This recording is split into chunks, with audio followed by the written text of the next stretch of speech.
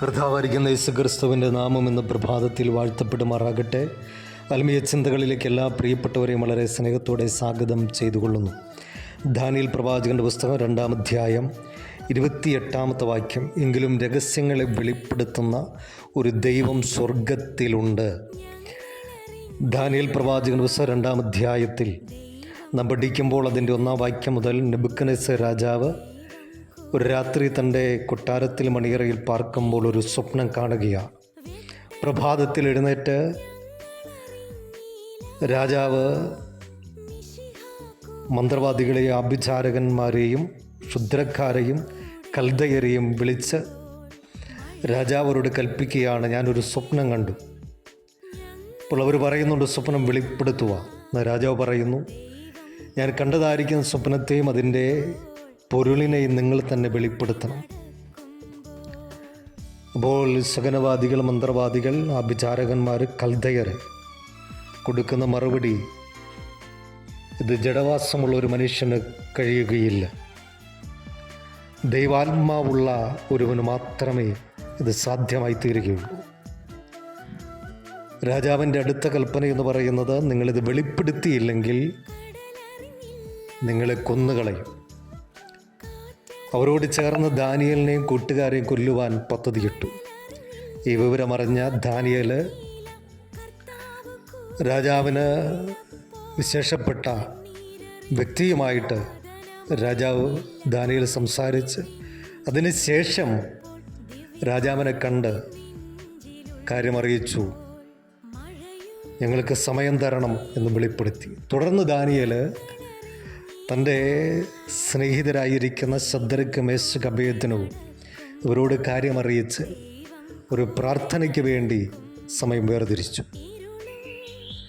ഒരു പ്രാർത്ഥനയിൽ ജാഗരിച്ചപ്പോൾ, ഉറ്റിരുന്നപ്പോൾ, പ്രാർത്ഥനയിൽ പോരാടിയപ്പോൾ രാജാവ് മണിയറയിൽ കിടന്നുറങ്ങിയ ആ രാത്രിയിൽ കണ്ടതായിരിക്കുന്ന സ്വപ്നത്തെയും അതിൻ്റെ പൊരുളിനെയും ദൈവം ദാനിയേലിന് വെളിപ്പെടുത്തി കൊടുത്തു. ഞാൻ പറയുവാൻ ആഗ്രഹിക്കുന്നത്, രഹസ്യങ്ങളെ വെളിപ്പെടുത്തുന്ന ഒരു ദൈവം ഉയരത്തിലുണ്ട്. ആ രഹസ്യങ്ങളെ വെളിപ്പെടുത്തുന്ന ദൈവം ദാനിയേലിന് മുമ്പിൽ ആ രഹസ്യം വെളിപ്പെടുത്താതിരുന്നില്ല, വെളിപ്പെടുത്തി കൊടുത്തു. അതുകൊണ്ടാണ് ദാനിയേൽ 28-ാമത്തെ വാക്യത്തിൽ വെളിപ്പെടുത്തിയത്, രഹസ്യങ്ങളെ വെളിപ്പെടുത്തുന്ന ഒരു ദൈവം സ്വർഗത്തിലുണ്ട്.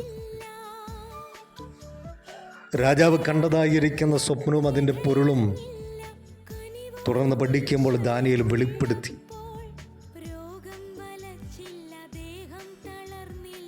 സകല രഹസ്യങ്ങളെയും അറിയുന്നവൻ, മറച്ചു വയ്ക്കുന്നത് വെളിച്ചത്ത് കാണുന്ന കർത്താവ്, സകലത്തെയും മുന്നമേ അറിയുന്നവൻ, കാണുന്നവനായ ദൈവം. ഇത്ര വലിയവനായ ദൈവം വേറെയില്ല, ഇത്ര ശ്രേഷ്ഠനായ ദൈവം വേറെയില്ല. എത്ര രഹസ്യമായി വച്ചാലും അതിനെ വ്യക്തമായിട്ട് കാണുന്ന ഒരു ദൈവം ഉയരത്തിൽ വാഴുന്നു. അവൻ ഉന്നതനായ ദൈവമാണ്. ദാനിയേലിൻ്റെയും കൂട്ടാളികളുടെയും ജീവൻ മാത്രമല്ല, കൽദയരുടെയും സകനവാദികളുടെ, മന്ത്രവാദികളുടെയും ആഭിചാരകന്മാരുടെയും ജീവൻ നഷ്ടപ്പെട്ടു പോകാതെ വണ്ണം രഹസ്യങ്ങളെ വെളിപ്പെടുത്തുന്ന ദൈവം തൻ്റെ ഭക്തന് വേണ്ടി ആ രഹസ്യത്തെ വെളിപ്പെടുത്തി കൊടുത്തു. ജീവിത വഴി യാത്രയിൽ വചനം വായിക്കുമ്പോൾ, ധ്യാനിക്കുമ്പോൾ അതിലാഴമായിട്ട് മുഴുകി ധ്യാനിച്ചിരിക്കുമ്പോൾ മറഞ്ഞു കിടക്കുന്ന എന്തെങ്കിലും രഹസ്യമുണ്ടെങ്കിൽ ഒരു ദൈവ പൈതലിന് വേണ്ടി ദൈവം അത് വെളിപ്പെടുത്തി തരും. നിനക്കെതിരെ പിശാചിന് വിധേയപ്പെട്ടുകൊണ്ട് ലോകമനുഷ്യൻ മെനഞ്ഞെടുക്കുന്ന തന്ത്രങ്ങൾ, ഉപായങ്ങൾ, അത് നിനക്ക് മറവല്ല, അത് നിനക്ക് പൊരുളായിട്ട് വെളിപ്പെടുത്തി തരുന്ന, രഹസ്യങ്ങളെ വെളിപ്പെടുത്തുന്ന ദൈവം ഇന്നും ജീവിക്കുന്നു.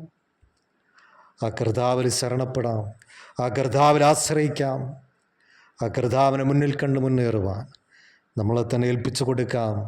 അവൻ്റെ മുമ്പിലൊന്നും മറവല്ല, എല്ലാം പൊരുളായിട്ട് വെളിപ്പെട്ട് നിൽക്കുന്നു. യേശുവിൻ്റെ നാമത്തിൽ തന്നെ ആമേൻ.